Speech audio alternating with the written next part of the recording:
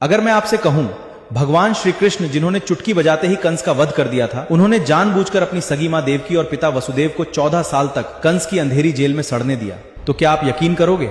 लेकिन हां, आपने बिल्कुल सही सुना। जिस ईश्वर के इशारे पर ब्रह्मांड हिल जाता है, वो 14 सालों तक अपने ही माता पिता की चीखें सुनता रहा और उन्होंने कुछ नहीं किया।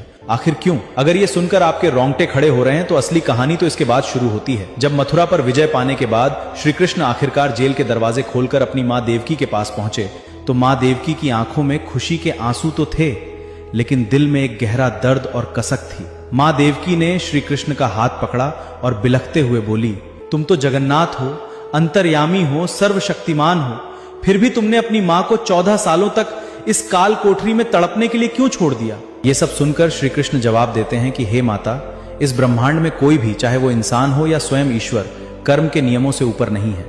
याद कीजिए अपना पिछला जन्म। पिछले जन्म में आप माता कैकेयी थी और मैं राम।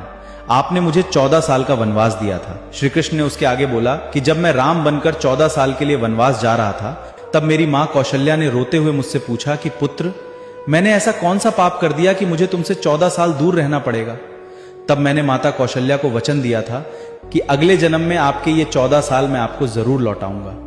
इसीलिए हे देवकी, इस जन्म में आप कौशल्या हैं और जो पिछले जन्म में कौशल्या थी वो आज यशोदा हैं आपकी जगह। आपके पिछले जन्म के कर्मों की वजह से आपको 14 साल का ये वियोग सहना पड़ा और कौशल्या को उनके हक के 14 साल का ममता का सुख मिला। इसलिए हे माते, मैंने सिर्फ कर्मों का हिसाब बराबर किया।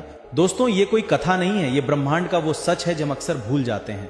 अगर स्वयं भगवान विष्णु को राम और कृष्ण अवतार में भी कर्म का हिसाब चुकाना पड़ा, तो आप और हम क्या चीज हैं? आपकी जिंदगी में जो आज दर्द है, जो देरी हो रही है, जो इंतजार आपको तोड़ रहा है, क्या आपने कभी सोचा है कि ये किसी पुराने कर्म का ही बही खाता तो नहीं जो चुकता हो रहा है? यहां कोई बिना वजह नहीं रोता और किसी को बिना कर्म के सुख नहीं मिलता। स्वयं ईश्वर भी कर्म के कानून से बंधे हैं। तो अगली बार जिंदगी में अगर कोई दुख आए तो ईश्वर से कभी शिकायत मत करना, बस समझ जाना कि कोई पुराना हिसाब बराबर हो रहा है। कमेंट सेक्शन में जय श्री कृष्ण